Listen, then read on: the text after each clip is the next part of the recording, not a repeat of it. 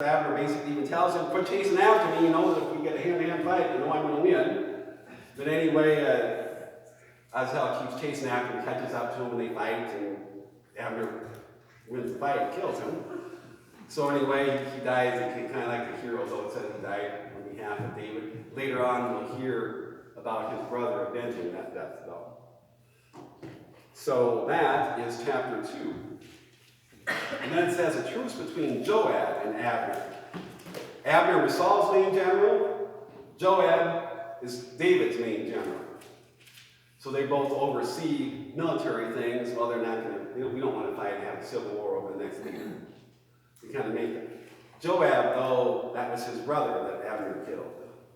So he's going to remember that. So that is chapter 2. And then in chapter 3 simply begins, there was a war between the house of Saul and the house of David, and David eventually wins out. So again, that's just over who takes over officially when Saul dies. And then it talks about some of the children born of David at the beginning of chapter 3. And we'll hear about some of them regularly throughout. Kings have wives, they also have concubines, who are women that help around and do the work, basically, so the wife doesn't have to. But sometimes the king could have children with them, too. They weren't considered to be as royal, though, as the children that he had with his wives. So, in chapter 3, Joab winds up killing Abner. And he probably figures in order for us to know that David is going to be king, we better get rid of Saul's general. So he sets up this meeting with him and anyway pretends to be a peaceful meeting, but he winds up killing him, also avenging the death of his brother in the meantime. It says David even mourns the death of Abner, so again, he's a good guy. Chapter 4, there's Ishmael, who is the oldest remaining son of Saul, dies. So we are pretty well set now that David is going to be king. David even asked one time, is there anybody left from Saul's family? And they say, well, he did have one, his youngest son, who had crippled feet that's still alive. So David will just remember he's going to be nice to him. Anyway, so this Meribbaal is the last son of Saul that's still remaining. All right, so chapter 5 says David, king of Israel. So now it says all the tribes came to David in Hebron and said, yes, we acknowledge you as our king. So all 12 tribes are coming down there, and we're going to we acknowledge you as our king. And what was David's main military accomplishment during his life? That is, he captured Jerusalem. So chapter 5 says capture of Zion. Zion is the hill that Jerusalem is built on. So when he captures that town, he makes it his capital. And it's the main city for the rest of the Bible. And all the way to when modern Israel is reestablished in 1948, the big argument is should Jerusalem be the capital again? Was Jerusalem on the same hill that Abraham was going to sacrifice Isaac? Muslims say yes, and Jews say probably not. In Muslim led tradition, yes, that's where they built that fancy mosque. It's right on the Temple Mount, across from where the temple was. We call it the Dome of the Rock, because inside is this huge rock. But anyway, Muslims will say, yes, that's where it was. Jews and Christians say, well, it's probably out. You can't think of the ways like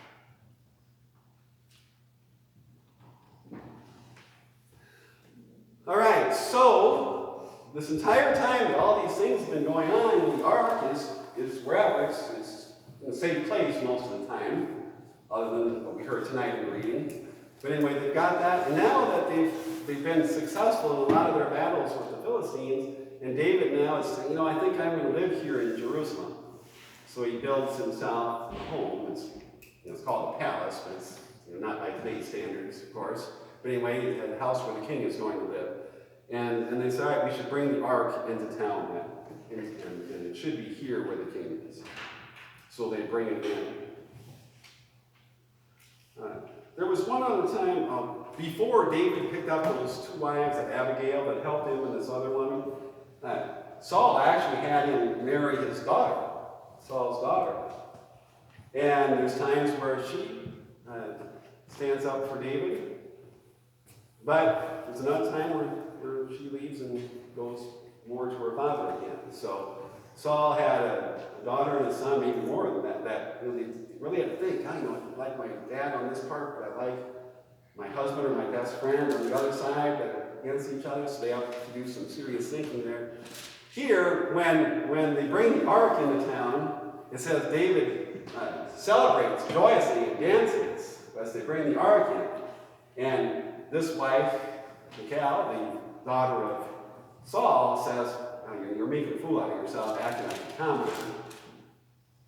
Kings don't dance like that in front of people. And David says, well, can you think of a more joyful occasion for bringing the ark in? And says, and that's it for the 2 of them, that they really don't have anything to do with each other after that. So it says, and then it winds up saying that she dies childless, which back then was the worst curse for a woman. So anyway, they bring the ark in, and then in chapter 2, verse 7, we have a really important segment. David says, maybe we should build a place, some kind of building to put the ark in. And he said, that makes sense. Everybody else now kind of has a home to live in, including me. We're not nomads anymore. We're not fleeing from anything. We actually have homes. So let's have a steady home for the ark, where it can always be. And we haven't heard a whole lot about prophets, other than there are prophets. There was even one occasion where it said Saul went into a prophetic trance or something. But anyway, here it just says David consults this prophet named Nathan. And he says to Nathan, what do you think about this? I'm thinking we should build a place for the ark. And Nathan just says, well, I guess so. What do you think? But then it says that night, Nathan has a dream in which God tells him, hey, I've gone all this time without a place. I don't need a place. And then basically winds up saying it's not going to be David that builds a place for the ark. It'll be the successor. It's going to be his son, Solomon. But anyway, in chapter 2, in 2 Samuel chapter 7, the part there above verse 8 where it says the Lord's promises. God says to Nathan, say this to David. I took you from the pasture, from the care of the flock, to be the commander of my people Israel. I've been with you wherever you went. Destroyed your enemies before you. I made you famous like the great ones of the earth. I'll fix a place for my people Israel. I'll plant them and all this. And all the things that he